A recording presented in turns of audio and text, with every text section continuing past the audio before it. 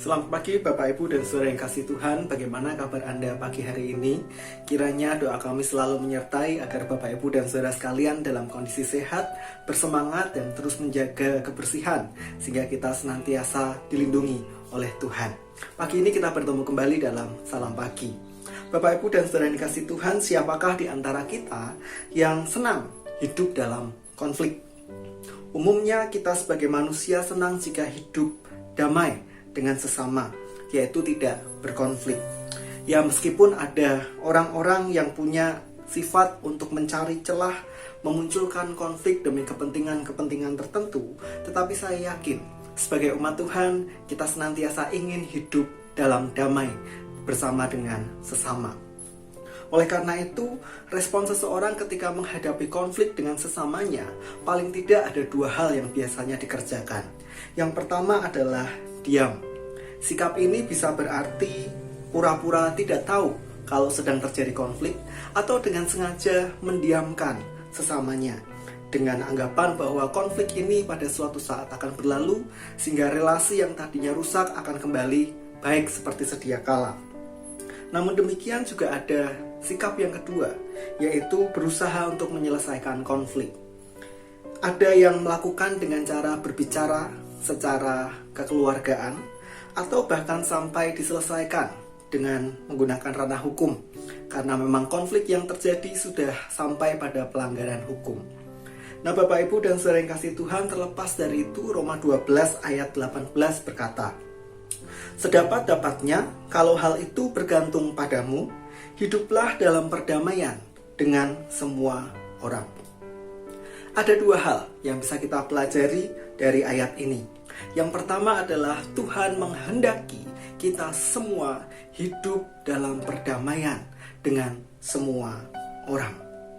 Artinya, kita tidak dipanggil untuk menjadi orang-orang yang sengaja memunculkan konflik sehingga relasi kita dengan sesama justru rusak oleh karena konflik yang kita buat itu.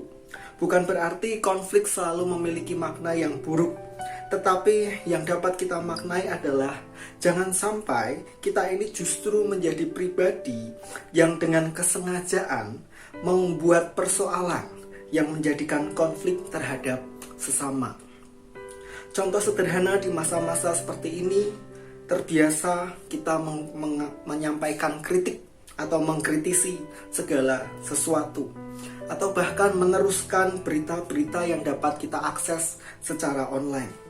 Namun kadang justru sikap ini ternyata melukai sesama.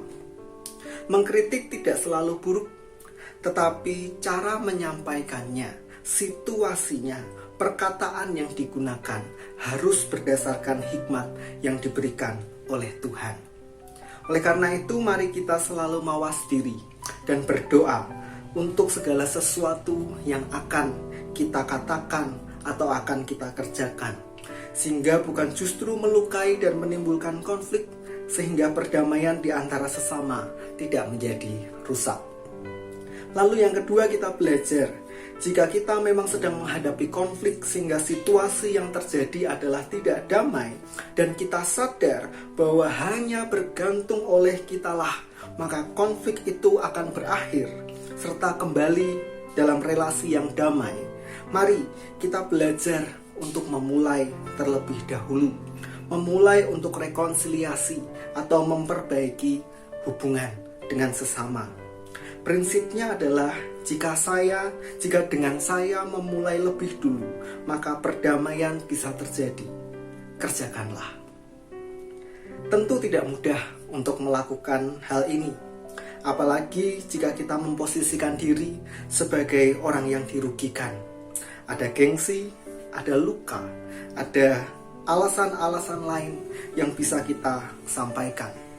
Oleh karena itu, yang kita perlukan sebenarnya adalah kerendahan hati. Kalau dengan merendahkan hati, kita bisa memulai hidup berdamai. Mengapa kita justru memilih untuk mempertahankan ego diri, sehingga konflik tak kunjung usai dan kita kehilangan rasa damai? Mari kita berdoa. Terima kasih ya Tuhan, karena Engkau menghadirkan sesama kami dalam kehidupan kami masing-masing. Dan kami menyadari bahwa beberapa kesempatan kami mengalami konflik dengan sesama.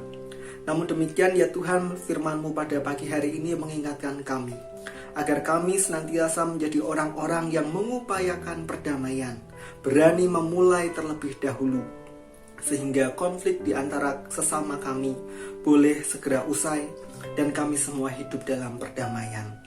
Kuatkanlah kami, tolonglah kami ya Tuhan, agar firman-Mu ini masuk dalam hati dan pikiran, kehidupan kami, sehingga boleh kami lakukan dalam setiap langkah hidup kami. Tuhan, kami hendak memulai segala aktivitas kami sepanjang hari ini. Kami memohon Tuhan menyertai. Di dalam nama Tuhan kami Yesus Kristus kami berdoa dan mengucap syukur. Amin. Selamat mengusahakan hidup damai dengan semua orang.